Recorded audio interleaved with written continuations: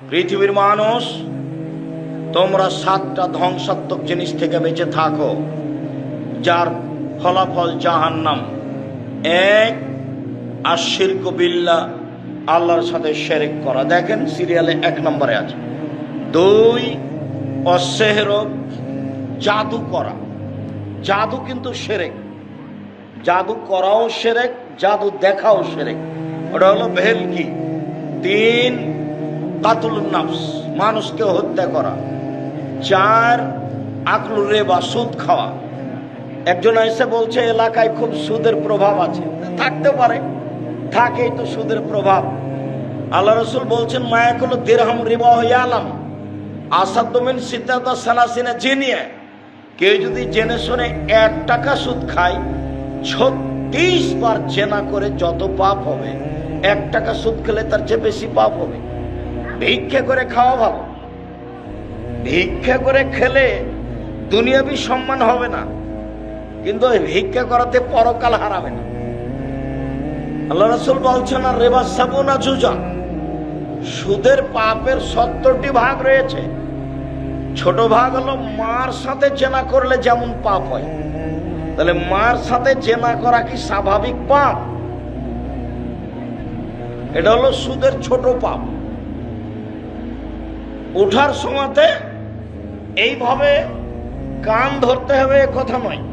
তো সামাজিক মজবুতের জন্য কান ধরে বলবেন জিন্দেগিতে আর কোনোদিন সুদ নিব না, ব্যাংকের লেনদেন বন্ধ করলাম, ডিপিএস বন্ধ করলাম, আপনার ওই কিস্তি তোলা বন্ধ করলাম, প্রয়োজনে ভিক্ষা করে খাবো।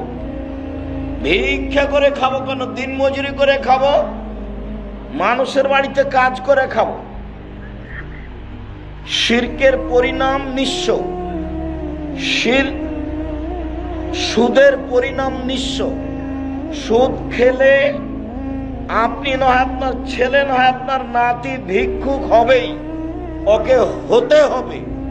আল্লাহ বলছেন ইয়ামহাকুল্লাহুর রিবা ইউরবি সাদাকা, দান মানুষের টাকাকে বাড়ায় আর সুদ মানুষের টাকাকে কমায়। অতএব টাকা এক সময় কমবেই, কাউকে বলা লাগবে না, তার নাম সুদ।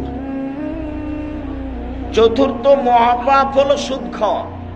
5ম মহাপাপ হলো ইয়েতিমের মাল খেয়ে নেওয়া। 6 নম্বর হচ্ছে যুদ্ধের মাঠ থেকে পালিয়ে যাওয়া। 7 নম্বর হচ্ছে ভালো নারীর উপরে অপবাদ লাগানো, যে খারাপ মহিলা। এই 7টার বিনিময় হলো জাহান্নাম। মুআয রাদিয়াল্লাহু তাআলা আনহু বলেন আওসানি খালিলি বিআশরি কালিমা, আল্লাহর নবী আমাকে 10টা উপদেশ দিলেন। 1, লা তুশরিক বিল্লাহ ওয়া ইন কুতিলতা হুররিকতা, আল্লাহর সাথে শিরক করো না, জ্বালিয়ে দেওয়া হলেও, হত্যা করা হলেও। জালেম যদি তোমাকে জ্বালিয়ে দেয় জ্বলে যাও, শিরক করো না। জালেম যদি তোমাকে হত্যা করে নিহত হও, শিরক করো না। 2, ওয়ালা তাওকান্না ওয়ালিদাইকা, বাপ মায়ের অবাধ্য চলো না। বাপ মায়ের অবাধ্য চলো না। ওয়াইন আমারা কান তাখরুজা মিন আহলিকা ওয়া মালিকা, মা যদি বলে বউকে তালাক দাও, দিয়ে দাও। মা যদি বলে চাকরি ছেড়ে দাও, ছেড়ে দাও। তো মা যে ভুল বুঝে বলছে, তো মাকে একটু বুঝাও, আম্মা আপনি কি ভুল বুঝছেন? আমি তো দেখি মেয়েটা ভালোই, তার চাল চলন তো ভালোই, কেন আপনি তালাক দিতে বলছেন মা? শেষ পর্যন্ত যদি মা কথাতে অটল থাকে, ও যতই ভালো হোক, ও তোমার কাছে রক্ষা পাইলে তোমার বোকামি হবে। দেখবা তুমি, বাপ মায়ের কথা দেখবে। 1 মিনিট এদিকে দেখো, এই চলাই দেখো এদিকে। যারা তো ঢং ঢং করে হেঁটে চলে গেল তো গেলে, আমি তো বসে আছি। তা শরমবোধ থাকা দরকার যে আব্দুর রাহিসে বসে আছেন, আমি চলে যাচ্ছি। এটা শরমবোধের দরকার, লজ্জাবোধের দরকার। এরই জন্যই বলছে এমন একদিন আসবে মানুষের লজ্জাবোধ হায়াবোধ থাকবে না। আমি উঠে চলে যেতাম, সেটা একটা মানাতো। আপনি তো এই কথা বলতে পারবেন না ও ভোট চাইতে এসছে, কি দরকার এখানে থাকার, চলো যাই, দেখেছি একটু দেখলাম চলো, এই কথা তো আর তুমি বলতে পারবে না। এদিকে দেখো, বাপ মার কথা মানতে হবে। দেখবে যে দেখো কে বাড়িতে আছে? জি না। কোথায় গেছে? শিকার করতে গেছে। কখন আসবে? সন্ধ্যায়। কেমন আছো? খুব একটা ভালো নেই। ও আচ্ছা, ঠিক আছে। আসলে সালাম দিও আর চৌকাট বদলে দিতে বলি। সন্ধ্যার দিকে এসে সালাম দিতে বাড়িতে ঢুকতে বুঝতে পেরেছে। ঢুকে বলছেন, কি খবর? কেউ এসেছিল নাকি? হ্যাঁ, একজন বৃদ্ধ মানুষ এসেছিলেন। কি বললেন? সালাম দিয়ে বললেন বাড়িতে আছে। আমি বললাম নেই। কোথায় গেছে? শিকার করতে গেছে। কখন আসবে? সন্ধ্যায়। তারপর কি বলল? বললো যে কেমন আছো? বললাম যে ভালো অবস্থা নেই। কি বলল? বলল যে চৌকাট পরিবর্তন করতে বলেছে। ওহো, ইলাহা কি ইলাহা আলাইক, তুমি তোমার বাপের বাড়ি চলে যাও। উনি আমার আব্বা, তোমাকে তালাক দিতে বলে গেছে। এখন বউ চাকরি করে না, সুন্দরী না, ভালো রান্না করতে পারে, কোনো বিবেচনা নেই। এর নাম বুখারী মুসলিমের হাদিস। কোনো বিবেচনা নেই। ভালো বিশ্ব সুন্দরী, ভালো রান্না করতে পারে কোনটা, না চাকরি করে, লক্ষ টাকা মাসে বেতন পায়। দুইজন মিলে চাকরি করে 1 লক্ষ টাকার বেতন পায়। আর যখন ফকিরে ভিক্ষা চায় তখন বলে মাফ কর, খালি মাফ কর। তার মানে টাকা একদিক দিয়ে আসার একদিকে চলে যায়, তার বরকত নেই। চিরদিন মনে রাখতে হবে, জাতির সামনে বহু কথা বলেছি, তার একটা বলেছি, বরকত ভিন্ন জিনিস, রুজি ভিন্ন জিনিস। বরকত ভিন্ন জিনিস, রুজি ভিন্ন জিনিস। যতই বেতন হোক না কেন, যতই ইনকাম ব্যবসায় হোক, সারাদিনে কোটি টাকা ইনকাম হয়, তবুও দেখা যাবে সন্ধ্যার সময় যে মিল খেলো না, টাকা পয়সার খুব অসুবিধা, আরো লাগে। কোন দিক দিয়ে যা আসছে আর কোন দিক দিয়ে যাই বুঝতে পারি না। তার মানে বরকত নেই। আবার কে বাড়িতে আছে? জি না। কোথায় গেছে? শিকার করতে গেছে। কখন আসবে? সন্ধ্যায়। কি খাও? গোস্তার পানি। কেমন আছো? আলহামদুলিল্লাহ ভালো আছি। আচ্ছা আচ্ছা, ঠিক আছে। আসলে সালাম দিও আর চৌকাট বহাল রাখতে বলিও। সালাম দিতেই বুঝতে পেরেছেন কেউ এসেছিল। কি খবর? কেউ এসেছিল নাকি? হ্যাঁ, একজন বৃদ্ধ মানুষ এসেছিলেন। কি বললেন? বলেন বাড়িতে আছে। আমি বললাম নেই। কোথায় গেছে? শিকার করতে গেছে। কখন আসবে? সন্ধ্যায়। বললো কেমন আছো? আমি বললাম আলহামদুলিল্লাহ। কি খাও? গোস্তার পানি। মানে গোস্তার পানি ছাড়া অন্য কোনো খাদ্য নেই। তারপর কি বললেন? বললেন ঠিক আছে, আসলে সালাম দিও আর চৌকাট বহাল রাখতে বলিও। তিনি আমার আব্বা, তিনি ইব্রাহিম আলাইহিস সালাম। তিনি তোমাকে স্ত্রী হিসেবে বহাল রাখতে বলেছেন। তুমি থাকো, তুমি বেতন পাও না এটা দেখার বিবেচনা নেই। তুমি সুন্দরী না অসুন্দরী ভাববার সুযোগ নেই। যাহাই বলেছেন তাহাই হইবে। এর নাম ছেলে, এর নাম অনুগত ছেলে। আমার মা বিশ্বাস করতো এভাবে যে যেটা বলছি সেটাই হবে। যেদিন ডেকে পাঠিয়েছে, আমার মা বলছে আজকে আসবেই, তা আমি সেদিনই চলে গেছি। তার ধারণা খুব ভালো কাজ করত। আমার মার ধারণা খুব ভালো কাজ করত। ছাত্র জীবনে এমন কোন ফকির আমার মা পায়নি যে ফকিরকে ভিক্ষা দেওয়ার সময় বলেনি যে আমার ছেলেটা বাহিরে আছে, একটু দোয়া করিও। এরকম কথা না বলে সে ফকির গেছে, এরকম মনে হয় আমার মায়ের কেউ ঘটেনি। ভিক্ষা দিলে তাকে দোয়া করতে বলতেন।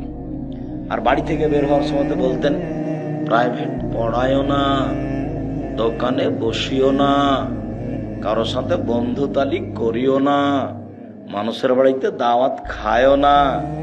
তার একটার ব্যাখ্যা দিত, বন্ধুতালি করলে যার সাথে সকালে বন্ধুত্ব ঘটেছে বিকালে তার সাথে ভেঙে যাবে, তখনও পেটে ছুরি দিয়ে পালিয়ে যাবে।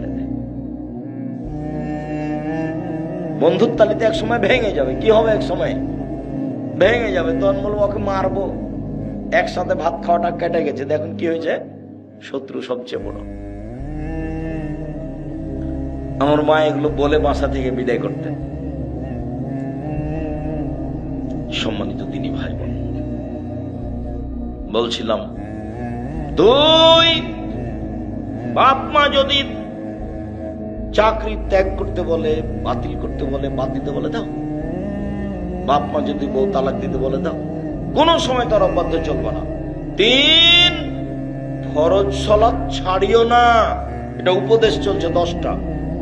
ফরজ সালাত ছাড়িও না, যদি ছেড়ে দাও আল্লাহ তোমার থেকে মুক্তি। 4, মদ খায়ও না।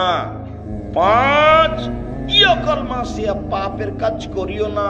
আল্লাহ সাকাতুল্লাহ, পাপের কাজ করলে আল্লাহর পক্ষ থেকে অসন্তুষ্টি নেমে আসবে, রুচি কমে যাবে, চাকরি বাতিল হয়ে যাবে, ব্যবসা মার খেয়ে যাবে। পাপে যদি লিপ্ত থাকেন, রাত 2টা 3টা পর্যন্ত খালি মোবাইল চলতে আছে। একবার বন্ধ করেছিল রাত 1টার সময়তে, তো ঘুম আসে না তার আবার মোবাইলটা হাতে নিয়েছে। একবারে 2টার সময়তে ভোর রাতে উঠেছে তাহাজ্জুদ পড়ার জন্য, সুন্দর মাথায় টুপি আছে, ধনী মানুষ। আবার মনে করলে একটু পাকিস্তানের খবরটা দেখি, তো তাহাজ্জুদ বাদ দিয়ে টিভি চালু করে যায়, বলে দেওয়াল ভর্তি, চালু করতে একবারে দেওয়াল ভর্তি মহিলা চলে এসেছিল একটা। তখন আর তাহাজ্জুদ পড়া হলো না।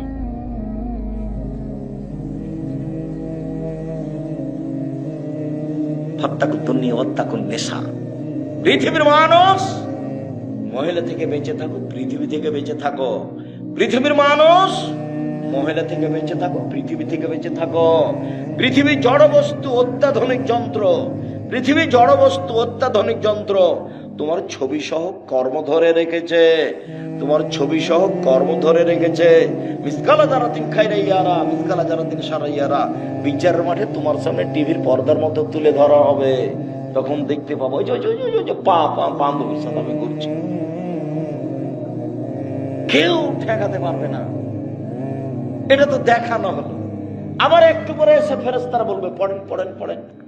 আপনি পড়তে পারবেন না, আরবিতে লেখা থাকবে, ইকরা কিতাবা কাফা বিমা পড়ো, তুমি কি করেছো? তখন আপনি পড়বেন আর বলবেন মালে হাজাল কিতাব লা ইয়াগাদির সাগীরাতান ওয়ালা কাবীরা। কি আশ্চর্য ধরনের খাতা, জীবনের ছোট বড় সবই যে লেখা আছে। আপনি নিজে পড়বেন আর বলবেন। তারপরে মাটি কথা বলবে, মাটি টপ টপ টপ টপ কথা বলবে।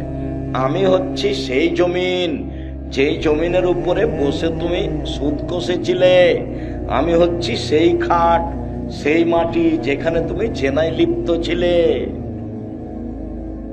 4, মুখ বন্ধ, হাতে কথা বলবে। হাতে কথা বলছে, তুমি তো জেনা করেছিলে, আরে হাত আপনার বিরুদ্ধে। তখন পা বলবে হাত তুমি ঠিক বলেছ। তাহলে আপনার কি হবে, মানুষের কি হবে? কাউকে অপরাধী প্রমাণ না করে জাহান্নামে দেওয়া হবে না। একবারে খুব সংকটময় জায়গাতে রয়েছে, খুব সংকটময় জায়গায়। কিভাবে যে দিন কাটছে আমার আপনার একটু বুঝতে চাচ্ছি না, মানে কি যে হয় এটা একটু কেউ ভাবতে চাচ্ছি না, একটু ভাবা উচিত। সম্মানিত দিনী ভাই বোন, আমার খলিল মুহাম্মদ সাল্লাল্লাহু আলাইহি ওয়াসাল্লাম আমাকে বললেন পাপ করিও না। পাপ করলে আল্লাহর অসন্তুষ্টি নেমে আসবে, রুজি কমে যাবে, চাকরি মায়ের খাবে, ব্যবসা নষ্ট হবে, আত্মীয় স্বজন উল্টে যাবে, সম্পর্ক দুর্বল হয়ে যাবে, শ্বশুর শাড়ি জবে করতে চাইবে। যে শাশুড়ি কালকে সম্মান করে খাওয়াল ছিল, খালি রাস্তাতে জানতে পারছে যে আমি আসছি, আগে মরি জবে করে রেডি করেছে শাশুড়ি। ওই শাশুড়ি বলছে থাকতে আয় না, তোকে আমি দেখাচ্ছি, ওকে জবাই করবেন। শুনেছে যে একাধিক জনের সাথে জেনার সম্পর্ক আছে, বলে তুই আমার মেয়েকে রেখে এগুলো করে বেড়াইস, তোকে আজকে বিষ খাওয়াই মারবো। উল্টে গেছে। তার মানে পাপ করলে কি হবে, আল্লাহ কি বলছেন, আল্লাহ নবী কি বলছেন? অসন্তুষ্টি নেমে আসবে। বুঝা গেল না কথা? টাকা পয়সা খরচ করে ছেলে মেয়েকে পড়াও। জামিয়া সালাফিয়া সবচেয়ে কম টাকা লাগে, জানুয়ারিতে লাগবে 3000 টাকা, থাকা খাওয়া বেতন সব মিলে। অন্যান্য প্রতিষ্ঠানে এর চেয়ে বেশি লাগে। চেষ্টা চালায় আপনার ছেলের সহযোগিতা করা। 550 জন অসহায় ছেলে মেয়ে আছে, 410 জন এতিম আছে, 410 জন খালি এতিম আছে, 300 জন শিক্ষক শিক্ষিকা আছে। দেশের ব্যতিক্রম প্রতিষ্ঠান, ডিসেম্বরে ফরম, 1 জানুয়ারি ভর্তি, ছেলে মেয়ে পিছনে টাকা পয়সা খরচ করতে হবে। গার্মেন্টসে মেয়ে যাবে কেন? যেদিন বাপ কাজ করে খেতে পারে, কাজ করে মেয়েকে পড়াবে খাওয়াবে। যেদিন বাপ কাজ করতে পারে না, সেদিন বাপ ভিক্ষা করে মেয়েকে খাওয়াবে, মেয়ে গার্মেন্টসে যাবে না। বুঝাতে পারিনি? ছেলে টোকাই হতে পারে না, ক্লাস 10-এ পড়ে ছেলে রাজনীতি করে বেড়ায়। আরে তোর বাপই হাঁকতে জানে না, তুই কি করতে না রাজনীতি করতে এসেছিস? তুই কি বুঝিস? হ্যাঁ, শুধু মারামারি, শুধু দাঙ্গামা হাঙ্গামা, শুধু হইচই। আল্লাহ নবী বলছেন কিয়ামতের লক্ষণ মারামারি বেড়ে যাবে। বাড়ি থেকে বের হবেন না, কাজ করার জন্য বের হবেন, নিজে উপার্জন করবেন, নিজে খাবেন। কথার সাথে মুনাফিকি করিয়েন না, মুনাফিকি করে কোনো লাভ নাই। ছেলে তোমাকে বলছে, বোকা ছেলে তোমাকে বলছে। দিন রাত খেলে আড্ডা পিঠে বেড়াও, মানুষের বদনাম করে বেড়াও, আর একটা সিগারেটের পাল্লাই বেড়ে সারাদিন মানুষের সুনাম গেয়ে বেড়াও। অমুকের চরিত্র ফুলের মতো পবিত্র, এভাবে বলে বেড়াও। হিসাব পাও না? বাপ বেটা শরম হয় না? কেন যাবা? বাপের জমি জায়গা আছে, বিক্রি করে ব্যবসা করো, ব্যবসা করে খাবা। উপস্থিত দিনই ভাই বোন শোনেন, ছেলে মেয়েকে ব্যবসা করতে দিবেন, আপনি নিজে দেখবেন। আল্লাহ নবী বলছেন, সত্যবাদী ব্যবসায়ীরা বিচারের মাঠে নবীদের সাথে থাকবেন। সত্যবাদী ব্যবসায়ীরা বিচারের মাঠে কার সাথে থাকবেন? নবীদের সাথে থাকবেন। আবার বলছেন, আর তিজারাত মাল কিদওয়াল হালাল, ব্যবসাতে অনেক সময় মিথ্যা কথা চলে আসে, ব্যবসায় অনেক সময় সুদ ঘুষ চলে আসে। ফাশুবহু বিসাদকা, এটা তুমি দান দিয়ে মিটিয়ে দাও, দান দিয়ে মিটিয়ে তুমি ব্যবসা করো। আর যদি জমি চাষ করতে যাও, তাহলে অন্তর সংকীর্ণ হয়ে যাবে, গরুর পিছনে ছুটে ছুটে। নাজায়েজ নয়, তবে জমি চাষ পছন্দ নয়। ব্যবসায়ের কোন জিনিস? যদি চাকরি করেন চাঁপায় নবগঞ্জের মানুষের মতো, তো মাসে যদি 20,000 টাকা পান, তাহলে 25 দিনে শেষ হবে। আর 5 দিন ধার কর্য দোকান থেকে এই নিয়েছে, চাউল নিয়েছে, তরি তরকারি, আবার যখন বেতন পেয়েছে তখন দিতে দিতে শেষ হয়েছে, আবার 25 দিনে শেষ। তো মায়ে বলছে, বেটা টাকা দিলে না বেটা এবার? মা দেখি এবছর এই মাসে তো হলো না, সামনে মাসে দিব। সামনে মাসে আরো ঝামেলা, দর বেড়ে গেছে। তো মাকে আর দিতেই পারে না, বছর শেষ। ব্যবসা করেন, দিতে পারবেন, নিজে খেতে পাবেন, বাপ মাকে দিতে পাবেন, আত্মীয় স্বজনকে দিতে পারেন, সবাইকে। আর যে চাকরি করছেন, মাত্র 20,000, 25,000, 30,000 বেতন, ভাগ নিয়ে এসেছে, দেখে মনটা খারাপ।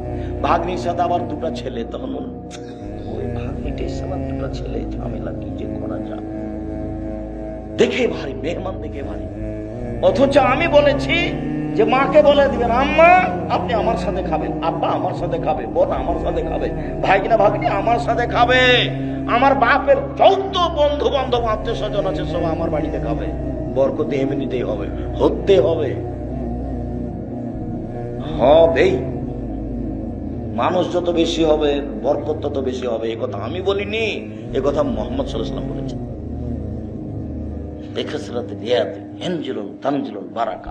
হাত যেখানে বেশি খাওয়ার, সেখানে বরকত বেশি।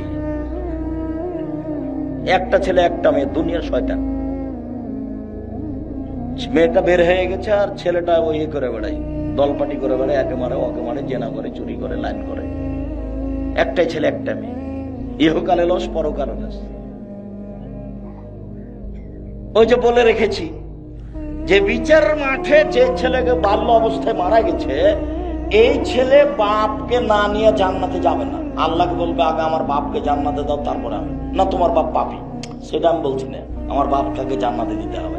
না তোমার বাপ পাপী, না আমি সেটা বলছি না, আমার বাপকে আগে জান্নাতে। এই যে তুমুল ঝগড়া চলবে, এক পর্যায়ে আল্লাহ বলবেন, যা যা নে যা। তা আপনার ছেলে মেয়ে তো মাত্র 2টা, কয়টা মরে আর কয়টা থাকে? কে মাথায় এটা বুদ্ধি দিল? আমার আব্দুল্লাহর বক্তব্য শুনতে হবে, বুদ্ধি কে দিয়েছে? বুদ্ধি 10টা ছেলে মেয়ে, ওরা বলছে তোরা মর, আমরা কেন মর? সব দিক দিয়ে ওরা রাস্তাঘাট ঘিরে রেখেছে। সম্মানিত দিনী ভাই, বলছিলাম ছেলে মেয়ের জন্য পয়সা খরচ করতে হবে, বাপ কাজ করে খাওয়াবে, শেষ পর্যন্ত বাপ কি করে খাওয়াবে? ভিক্ষা করে। মনে রাখবেন হিসাবে এটাই। তারপর বলছেন পরিবার থেকে লাঠি উঠিয়ে দিও না, পরিবারকে পিটিয়ে ঠিক করতে হবে লাঠি দিয়ে। 7 বছর বয়সে আব্বু সালাত আদায় করো, 10 বছর বয়সে আহমদ সালাত আদায় করেছো? জি না। 15 বছর সালাত আদায় করেছো? তুমি তোমার মতো থাকো, আমি আমার মতো থাকো। তুমি তোমার মতো থাকো, আমি আমার মতো থাকো। আমার বাড়ি ঘর জমি জায়গা তুমি ব্যবহার। 15 বছর বয়স, ছেলে নামাজ পড়ে না, তখনও বাপ বেঁচে আছে। কথা মিথ্যে। ও বাপ নয়, চাচা হলো সৎ বাপ। সত্য বাপ নয়। জন্ম দিতে পারলে বাপ হওয়া যায় না, ক্ষমতার নাম বাপ। সাপ করাতে পারলে মা হওয়া যায় না, ক্ষমতার নাম মা। এই ছেলে, মা কাকে বলে? 4টি জিনিস আছে, যা ভুলে গেলাম যে সেদিন বলছিলাম। জাবের রাদিয়াল্লাহু তাআলা আনহু বলেন, আমরা যুদ্ধ থেকে আসছিলাম, মদিনায় ঢুকবো। আল্লাহ রাসূল বলেন, থামো থামো থামো থামো, সবাই এখানে থামো, সকালে বাড়িতে ঢুকবো। তা আমি জাবের বললাম, আল্লাহর নবী, আমি নতুন বিবাহ করেছি, আমাকে একটু বাড়ি যেতে অনুমতি দেন না। ও, তুমি নতুন বিবাহ করেছো? বিক্রা নাম সাইয়েবা, তুমি কুমারী মেয়ে বিবাহ করেছো না তালাক প্রাপ্ত মেয়ে বিবাহ করেছো? আমি তালাক প্রাপ্ত মেয়ে বিবাহ করেছি। আরে হাল্লা বিক্রান তুলাইবা, তুমি কুমারী মেয়ে কেন বিবাহ করলে না? তুমি তার সাথে খেলতো, তোমার সাথে খেলতো। আরে তুমি কুমারী মেয়ে কেন বিবাহ করলে না? তুমি তার সাথে খেলতো, তোমার সাথে খেলতো। আরে তুমি কুমারী মেয়ে কেন বিবাহ করলে না? তুমি তার সাথে খেলতো, তোমার সাথে খেলতো। আল্লাহ রাসূল থামেন থামেন থামেন। আল্লাহর নবী, আমার আব্বা উহুদের যুদ্ধে শহীদ হয়েছেন 9 জন মেয়ে রেখে, আমার 9টা বোন আছে। এই ছেলে এক খেলেছে, কথা 19-20 হয় না জানো। তোমার মা আসলে চলে গেছে, ঢং ঢং করে এসেছে, চলে গেছে, ও তো বোঝে না কিছু, তো হিসাব নিকাশ কিছু নাই। এমনি মুসলমান, বাপে বিবাহ দিয়েছে তাই স্বামীর কাছে গেছে, বাচ্চা হয়ে গেছে, তাই মা। মা কাকে বলে তার তো জানা নাই। মার একটা নীতি থাকতে হবে, নিয়ম থাকতে হবে।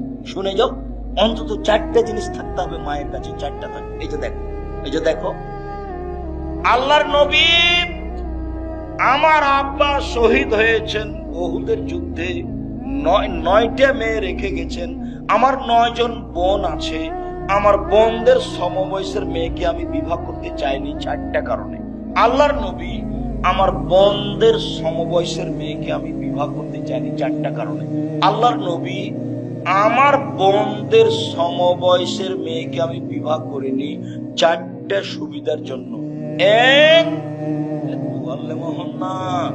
আমি বেশি বয়সের তালাক প্রাপ্তা মেয়ে বিবাহ করেছি, যাতে করে আমার বউ আমার বোনদেরকে শিখিয়ে দেয়, বিদ্যা শিখিয়ে দেয়। 2, বলে না, আমার স্ত্রী যেন আমার বোনদেরকে শিষ্টাচার শিখিয়ে দেয়। শিষ্টাচার। মোবাইলে রিং হচ্ছে, অন করে বলছে হ্যালো হ্যালো, বলে আমরা তো একদিনে হ্যালো বলিনি, তো আমরা তো আছি তো দুনিয়া, আমাদের চলে না।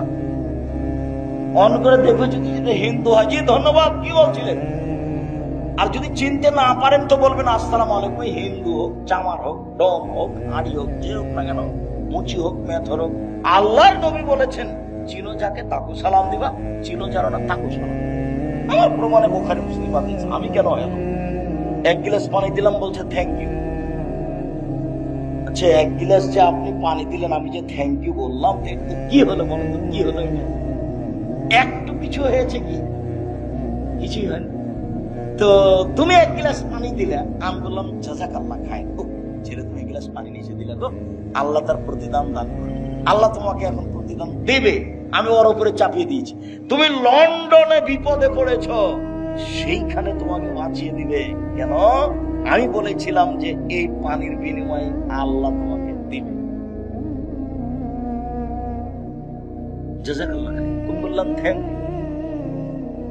বিমানে মেয়েগুলি খালি কথায় কথায় বলছে থ্যাংক ইউ, কথায় কথায়।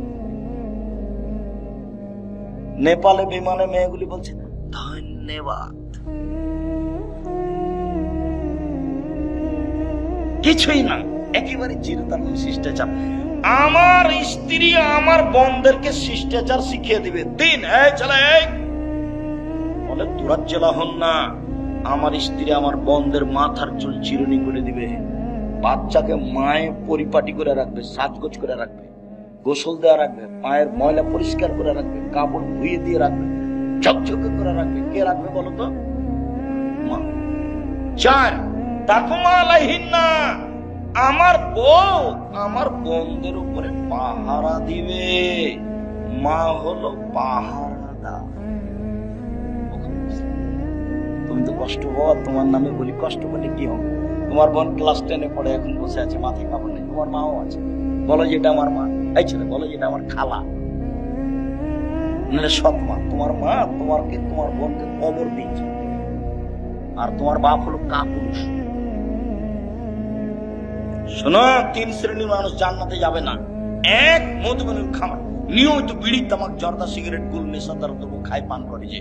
2, ওর রাজারা দুনিয়া দিশায় পুরুষের বেশধারী নারী, যারা পুরুষের জুতা স্যান্ডেল পরে, যারা পুরুষের শার্ট প্যান্ট পরে, যারা পুরুষের পোশাক পরে, তারা জান্নাতে যাবে না। 3, দায়ুস তোমার বাপ। দায়ুস কে? তোমার বাপ। কিভাবে? আল্লাযী ইকুরু ফি আহলিল খাবাসা, যে তার বাড়িতে বেহায়ার সুযোগ দিয়েছে, সে হলো দায়ুস।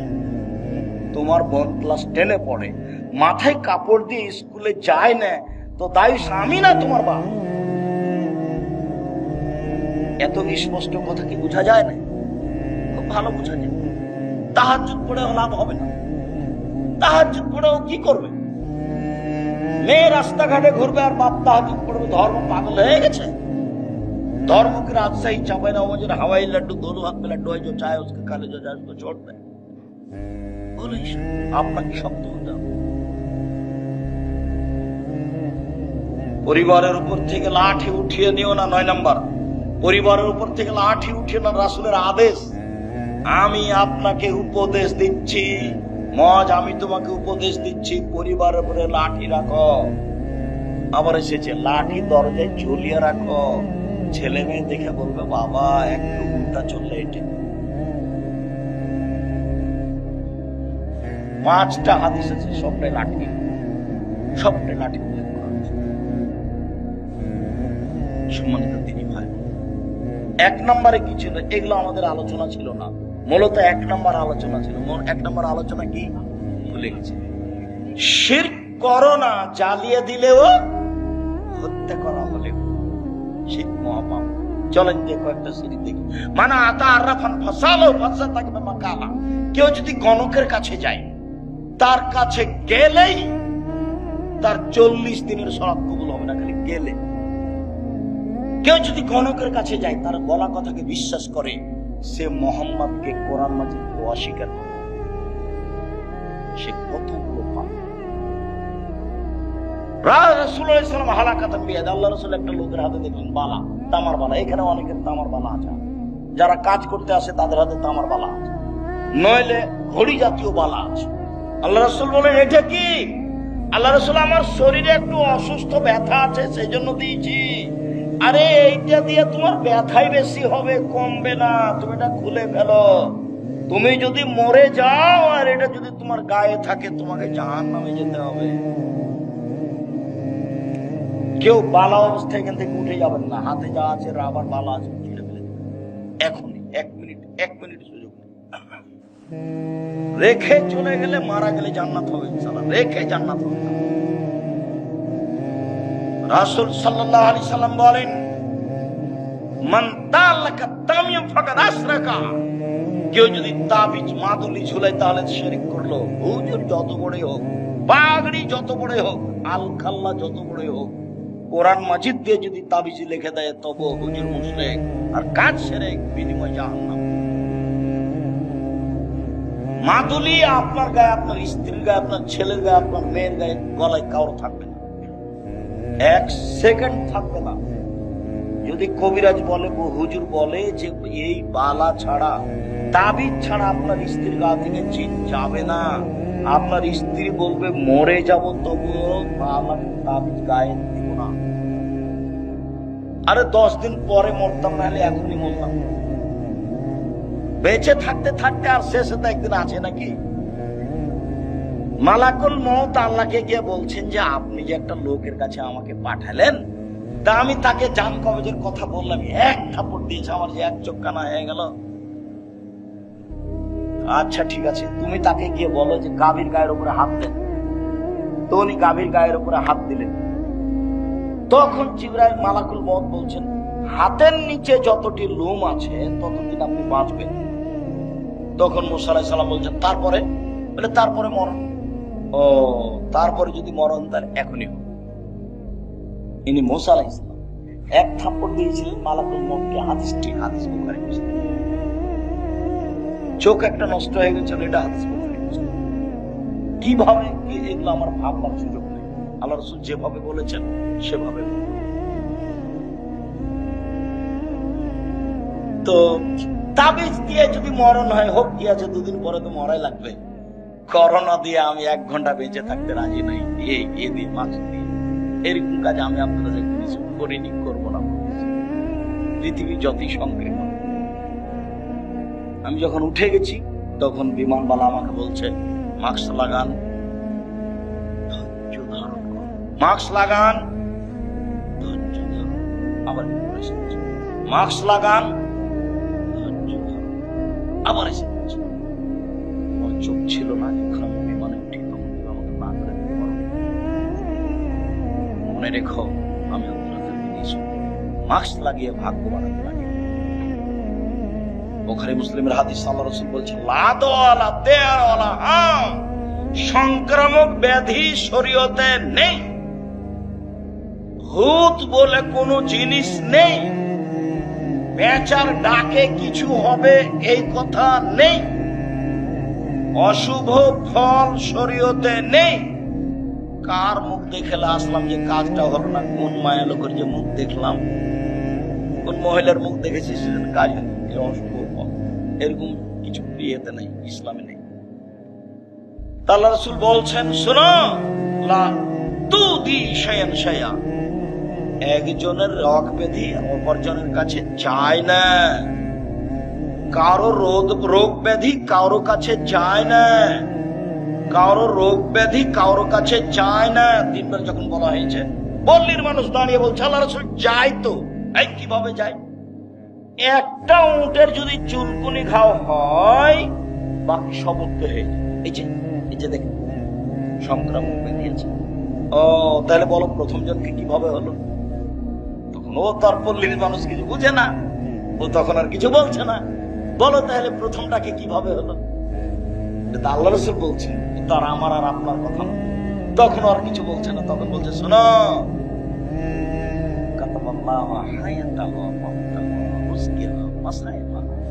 আল্লাহ যখন মানুষকে সৃষ্টি করেছেন, প্রাণীকে, তখন লিখে দিয়েছেন 1 তার মরণ, 2 তার জীবন, 3 তার রুজি, 4 তার বিপদ আপদ। করোনা ভাইরাস পৃথিবী সৃষ্টির 50,000 বছর পূর্বে যদি আমার নামে করোনা ভাইরাস লেখা থাকে, আর আজ যদি আমি পাথরের ভিতরে ঢুকে থাকি, তবু আমাকে করোনা ধরবেই।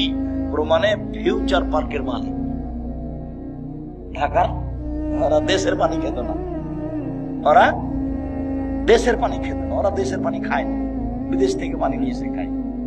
আর রাজশাহী মেডিকেলে, করোনা ভাইরাসের মেডিকেলে দেখা গেল যে রোগী যাকে করোনা হয়েছে ওকে যে খাবার দেওয়া হয়েছে, ওই খাবার গুলো সামনে ফেলে দেওয়া হয়েছে, ওরা সবাই খাচ্ছে, ওকে কাউকে করোনা ধরে।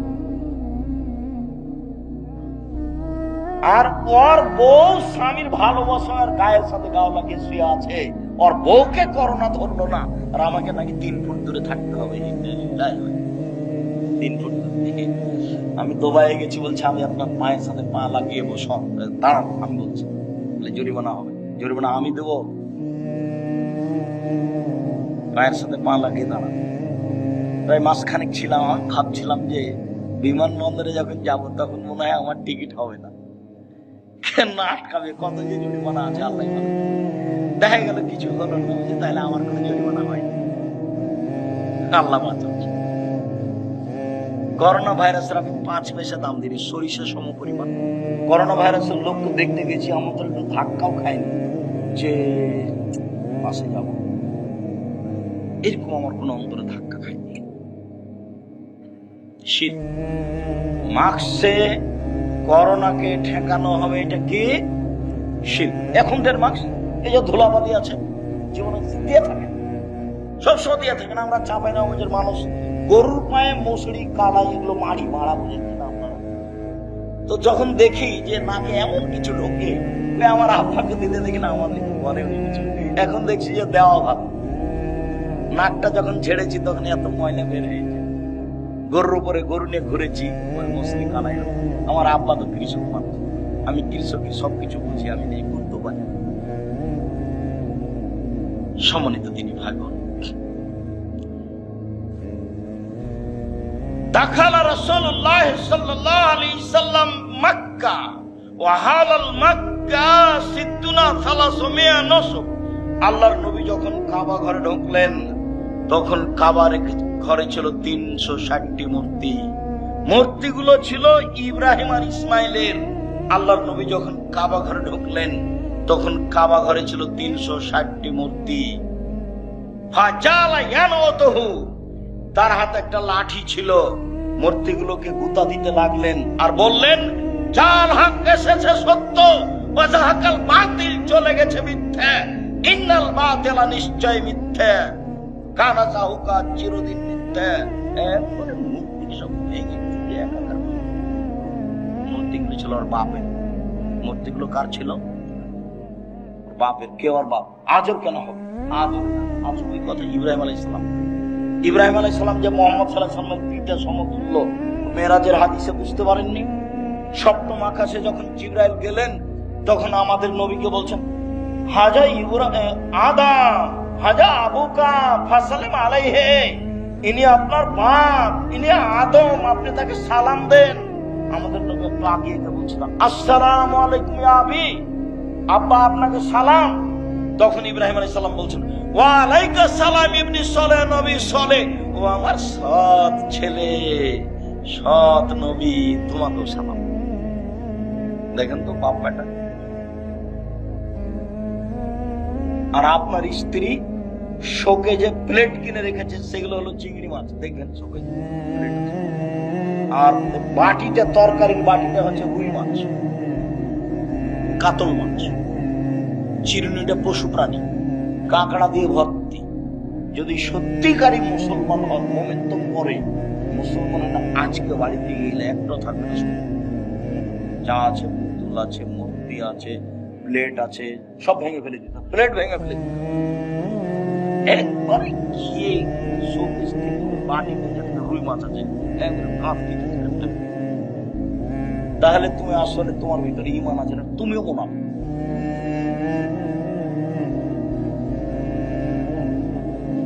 গিন্নি যদি রাগ করে তাহলে বলবে যে আগে বক্তব্যটা শোনো, আব্দুল হিসেবের বক্তব্যটা শোনো। যাক, সেটা পরে, ওর সাথে কথা নেই, শরীয়ত। সম্মানিত দিনী ভাই বোন, এইসব কিছুই হচ্ছে শিরক। খারাজা রাসূলুল্লাহ সাল্লাল্লাহু আলাইহি সাল্লাম ইলা হুনাইন, আল্লাহ রাসূল হুনাইনের যুদ্ধে বের হলেন। মাররা বিসাজারাতিল লিল মুশরিকিনা, মুশরিকদের একটা গাছের পাশ দিয়ে যাচ্ছিলেন, নিকলাল্লাহ জাতু আনওয়াত। সেই গাছের নাম হলো জাতু আনওয়াত। গাছের নাম হলো জাতু আনওয়াত। ইউআল্লিকু আসলিহাতাহুম আলাইহা, মুশরিকরা ওদের তরবারি গাছে ঝুলাতো, ওই গাছের নাম হলো জাতু আনওয়াত।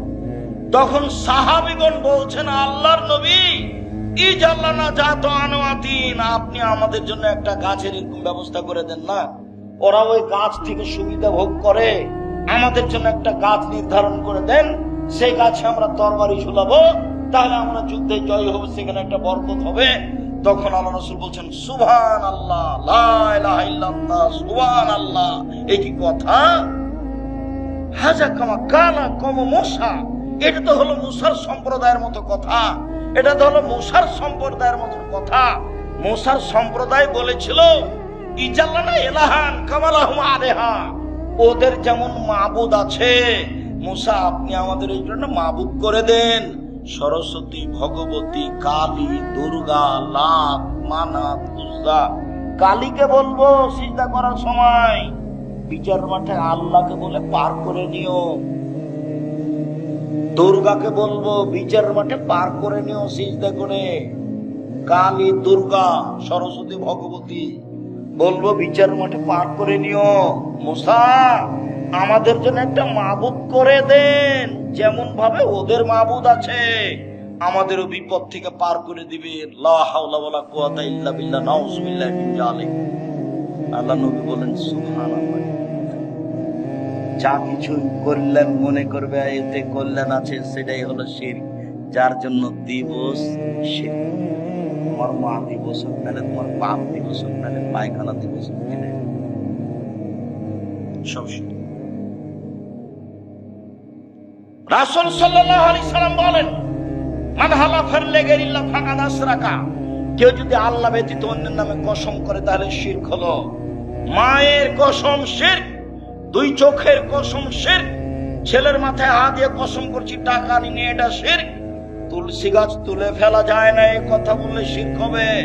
ঘরের উপরে কাক ডাকছে, কুটুম্ব আসতে পারে, এই কথা বললে শিরক হবে। হাত থেকে গিলাস পড়ে গেল, কে আসবে, এই কথা বললে শিরক হবে। রাতে লোহা হাতে করে বের হইতে হবে, নইলে চোরাচুন্নি পাখি বাচ্চা ধরতে পারে, এই কথা বললে শিরক হবে। শুনুন, সূর্য ডুবার সাথে সাথে বাড়িতে আলো জ্বালাতে হবে, নইলে শিরক হবে। এই যে দেশ ট্রাভেলস, গাড়িতে আছি, সূর্য ডুবার সাথে সাথে আলো দিয়ে দিল, সুপারভাইজার শোনা, এখানে গাড়িতে আলো দিলে কেন? বসে বলেছে, বসে বলেছে সূর্য ডুবার সাথে সাথে কি করতে হবে? গাড়িতে আলো দিতে হবে। কে বলেছে? অবাক। শাহ মখদুম আলাইহিস সালামের পবিত্র ভূমি। এই ছেলে শোনো, রাজশাহী শাহ মখদুমের পবিত্র ভূমি না আল্লাহ? প্রতিদিন শিরক করছে সব। বাংলাদেশের অফিস, আদালত, কোর্ট, করাচি, শিক্ষা প্রতিষ্ঠান, বই, পুস্তক, বাড়ি, ঘর সব শিরক দিয়ে ভরা। আমরা জানি ঝড় বৃষ্টি বন্যা চলে বিপদ সীমার উপর দিয়ে। ভারত, বাংলাদেশ, পাকিস্তানে শিরক চলে বিপদ সীমার উপর দিয়ে। আল্লাহ তুমি বাঁচাও। পৃথিবীতে সবচেয়ে বড় পাপ হলো শিরক। আল্লাহ রাসূল বলেন, আকবারুল কাবায়রা সালাসা, সবচেয়ে বড় পাপ তিনটি, তার এক নম্বর বড় পাপ হলো শিরক। শিরক মহা পাপ। শিরকের পাপ ক্ষমা হবে না বিচারের মাঠে, এখন হবে। শিরকের পাপ ক্ষমা হবে না বিচারের মাঠে, এখন হবে। রাসূল সাল্লাল্লাহু আলাইহি সাল্লাম শেষ সময়ে বলেছিলেন, ইত্তাখাযাল ইয়াহুদ ওয়ান নাসারা কুবুরাম বিমাসাজিদা। আল্লাহ তাদের প্রতি অভিশাপ করুক, ইহুদি খ্রিস্টানেরা ওদের নবী মারা গেলে কবরকে মাজার করেছে। কবর মাজার, যদি কবর মাজার যদি মসজিদ হয়, তাহলে সেই মসজিদে সালাত হবে না, বিড়াল দহের মসজিদে সালাত হবে না। এই দেশে যত আল্লাহ রাসূল বলছেন, লা তুসাল্লু আলাল কাবরে ওয়ালা ইলাইহা, কবরের উপরে সালাত আদায় করো না, কবরের দিকে সালাত আদায় করো না। ওয়ালা তুসাল্লি বাইনাল কবরে, কবরের মাঝে সালাত আদায় করো না। মসজিদের ডানে কবর থাকলে মসজিদ বাতিল, বামে থাকলে বাতিল, সামনে থাকলে বাতিল, পিছনে থাকলে বাতিল, ভিতরে থাকলে তো আগেই বাতিল। এইসব মসজিদে সালাত হবে না। আল্লাহ রাসূল বলছেন, কবরের দিকে মুখ করে সালাত আদায় করো না, কবরের উপরে করো না, কবরের পাশে করো না, সব করার নিষেধ। এই মাসের পত্রিকা যেটা এখানে আছে, পত্রিকা এতে এই হাদিসগুলো দেওয়া আছে, একটা না। আমি জানি না আপনাদের জামিয়া সালাফিয়ার আল ইতিসাম পত্রিকার সাথে ভালোবাসা আছে কিনা। দেখেন, মনটা ছোট করে কোনো লাভ নেই। মাসে 30টা টাকা খরচ করে একটা পত্রিকা রাখবেন না, আমি দুঃখিত। লক্ষ লক্ষ টাকা তার পিছনে খরচ আছে। বিদেশি মহাদেশ দিয়ে সেই পত্রিকা লেখা হয়, যাদের থাকা ভিন্ন, খাওয়া ভিন্ন, আর আপনি 30 টাকা মূল্যায়ন করতে পারলেন না। আপনার 30 টাকা আমার কাছে 30 লক্ষ। কেননা আপনি 30 টাকা দিয়ে ওকে মূল্যায়ন করলে এই কাজটা চলতে থাকবে। ওর পিছনে বহু মানুষ আছে। মুখে জাতিকে ফাঁকি দিনি, মিডিয়ায় জাতিকে ফাঁকি দিনি, কলমে জাতিকে ফাঁকি দিনি। কোথাও অপ্রয়োজনীয় কথা কর্ম লিখে কলম ভর্তি করে নি। সেটা যেটাই নেন, নামাজের উপরে নেন, দোয়ার উপরে নেন, আদর্শ পরিবার নেন, আদর্শ নারী নেন। আর আমার দিনী বোন যারা, তাদেরকে একটা কথা বলি, বেগম রোকেয়া বই লিখেছে, অবরোধবাসিনী, মানে মহিলারা হলো অবরোধবাসিনী। সেই জন্য রংপুরে আর একজন মহিলা বই লিখেছে, কেন হবো অবরোধবাসিনী? অবরোধবাসিনী মানে অবাক কথা, আমরা কেন অবরোধবাসিনী হব? যেগুলো যেগুলো অন্যায় করেছে সেগুলো বইয়ে উল্লেখ করা আছে। আর বইয়ের নাম হলো শিক্ষা বনাম জাহেলিয়াত।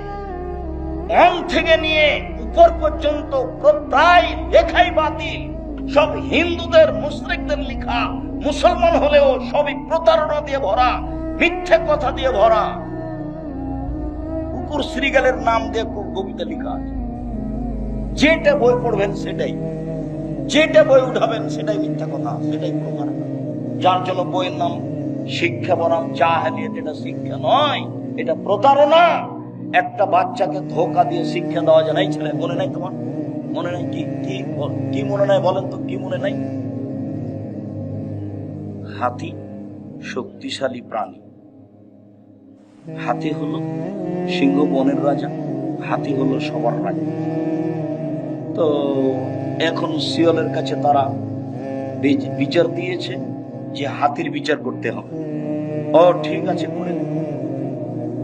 তো শিয়াল হাতিকে গিয়ে বলছে, হাতি মশাই, আপনাকে সম্মান জানার জন্য নদীর ওই পারে অনেকে আছে, আপনার অপেক্ষা করছে সবাই। তাই? খুব ভালো কথা। কিভাবে যেতে হবে?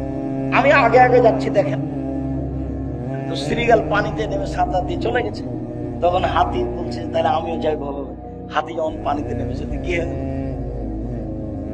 ডুবে গেল। এই গল্পটা ছেলেদেরকে শিখাচ্ছে। এটা তুমি কি মনে করো?